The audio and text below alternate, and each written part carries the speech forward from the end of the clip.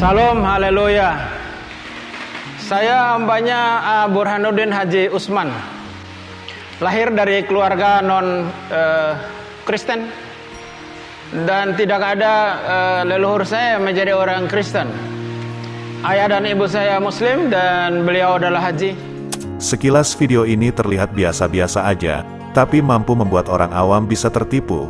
Pastinya, berpengaruh dalam urusan pendangkalan akidah. Faktor utamanya bukan karena identitas orang ini yang beragama Kristen saja, apalagi yang sering kali saya jumpai, orang ini sering bahas tentang ajaran Islam dengan semau-maunya, dan gak sesuai dengan yang diimani umat Islam pada umumnya, sehingga beberapa orang awam yang akhirnya mempercayai dengan apa yang diucapkannya. Nah, saya dibesarkan dari keluarga itu Haji Usman. Saya tidak pernah berpikir bahwa saya sesudah besar ini saya akan jadi orang Kristen. Ini kan lelucon sudah basi. Faktor penting yang bikin video ini menarik untuk dibahas, selain kontennya itu sendiri, adalah thumbnail dan judulnya. Ada sesuatu di balik thumbnail yang bikin banyak orang jadi penasaran. Ini adalah video kesaksian seorang murtadin yang memang spektakuler. Satu waktu saya ada di Jakarta dan bekerja. Pulang bekerja saya naik ke bis pada waktu tahun 1982. Saya duduk di bis itu, lalu duduklah seorang laki-laki di atas bis itu. Nah, lalu laki-laki ini bawa dua tentengan ikatan yang saya pikir dulu itu adalah agenda. Kalau agenda saya kepingin minta satu. Lalu saya bertanya kepada beliau, apakah Bapak bawa agenda? Dia jawab saya, ini bukan agenda deh, ini kitab sucinya orang Kristen katanya. Lalu saya bertanya lagi, apakah Bapak orang Kristen? Oh, saya bukan orang Kristen deh, kata dia. Nah, kalau Bapak bukan orang Kristen, lalu Bapak siapa? Nggak boleh loh bukan orang Kristen bawa-bawa Alkitabnya orang Kristen, haram, saya bilang gitu. Nah, lalu saya berkata kepada beliau, di dalam Islam itu imam dan mukmin itu sama saja.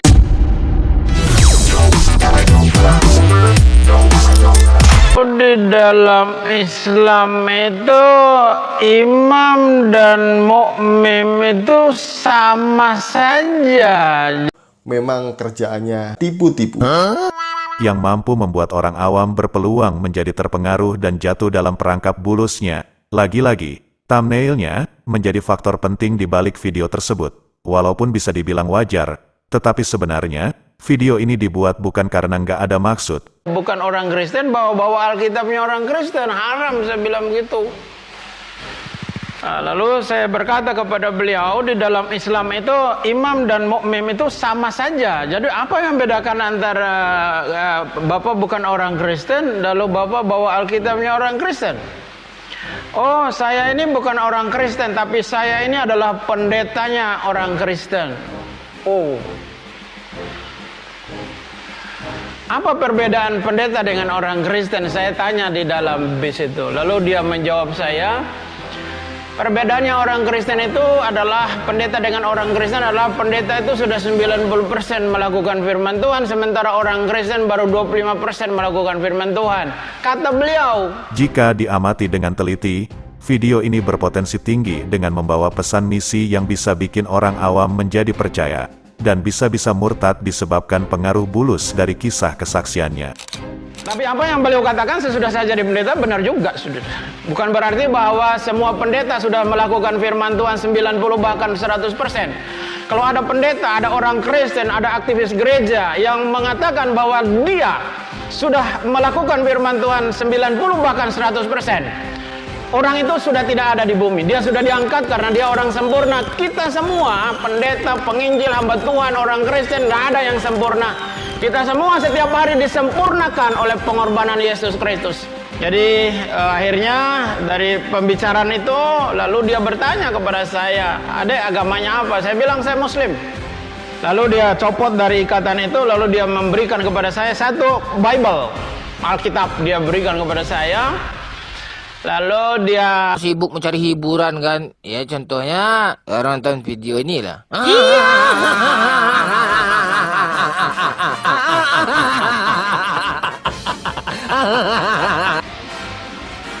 Oh.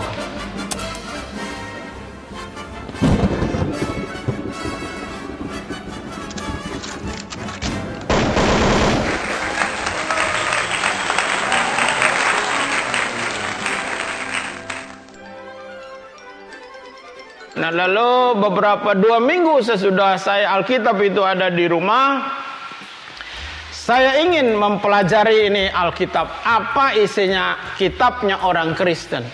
Sesudah sholat Isya, saya deret ada Al-Quran saya, ada hadis Nabi beberapa hadis, lalu ada Alkitab yang belum pernah saya baca.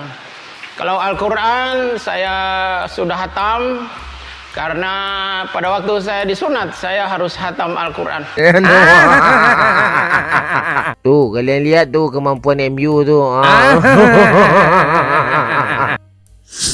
Dari teori ini pun, beberapa murtadin sering menggabungkan imajinasi dengan sesuatu yang berlawanan dengan aktivitas normalnya kebanyakan umat Islam, yang tujuannya selalu ingin menceritakan tentang masa lalunya ketika masih di Islam, kemudian bersaksi dengan cara memanipulasi jati dirinya. Ada yang ngaku dulunya haji, ngaku dulunya ustadz, dan ngaku-ngaku sebagai Islam garis keras.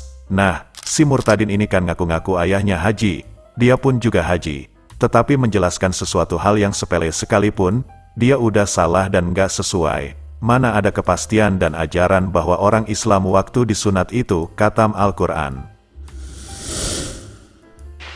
Akhirnya setelah itu saya berdoa, saya membuka ini Bible dengan kalimat Bismillahirrahmanirrahim. Tentu saja kekristenan ya keberatan. Ya kita tahu teman-teman sekalian bahwa semuanya itu rekayasa. Liga lawak aja lah, banyak pemain lawak tu. Murtadin jenis spesies macam Burhanuddin itu adalah orang yang harus diwaspadai, ya. Karena hidupnya penuh editing selayaknya orang yang pandai memanipulasi seperti ahli Photoshop. Ucapan demi ucapannya tersebut mempunyai tujuan, yaitu agar bisa menarik perhatian lebih dari penonton yang awam untuk mendukung kesaksian dustanya. Berpikirlah saya, rupa-rupanya kitab ini bagus. Kenapa bagus? Karena memberi pengetahuan. Karena memberi pengetahuan, akhirnya saya baca setiap malam, lupa ama ngaji saking enaknya ini baca Alkitab.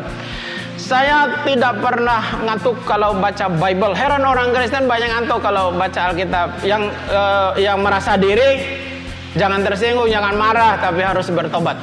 Kasihan, janganlah diketawain gitu.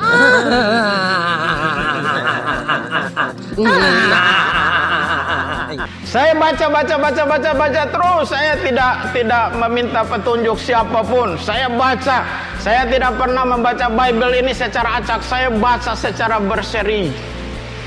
Baca tahun pertama saya baca, tahun kedua saya baca, tahun ketiga saya baca, tahun keempat selesai perjanjian lama. Lalu tahun berikutnya saya baca perjanjian baru. Di dalam kitab Matius saya baca Matius. Dan saya menemukan sebuah kalimat yang sangat luar biasa di dalam perkataan Yesus Kristus di dalam Injil ini. Dia berkata,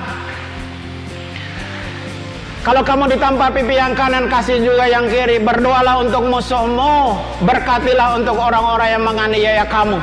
Ini adalah ajaran yang paling mulia. Tidak ada ajaran, terlebih-lebih agama saya yang lama tidak ada mengajarkan perkara yang seperti itu.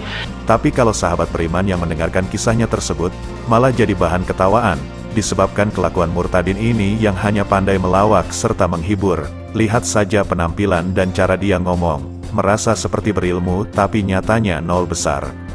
Mungkin si murtadin belum pernah atau lupa membaca Quran surah Al-Hujarat, ayat 10 yang artinya, sesungguhnya orang-orang mukmin itu bersaudara, karena itu damaikanlah antara kedua saudaramu yang berselisih, dan bertakwalah kepada Allah agar kamu mendapat rahmat. Nah, ayat ini mengajarkan kita untuk menjadi makhluk yang bisa menjaga hubungan, bahkan dapat berdamai dengan sesama. Baiklah sahabat, saya cukupkan videonya sampai di sini. Jangan lupa subscribe bagi kalian yang baru tahu channel ini. Kemudian like and share ke seluruh mancanegara, supaya lebih banyak lagi orang yang mendapatkan edukasi dan hiburan secara gratis. Nggak lupa saya ucapkan terima kasih kepada kalian yang masih stay dan mendukung kami dalam membendung para oknum, yang suka sekali mencampur adukan antara kebenaran dengan yang batil. Ingat ya sahabat, jangan sampai murtad. Saya pamit undur diri. Allahu a'lam bishawab. Assalamualaikum.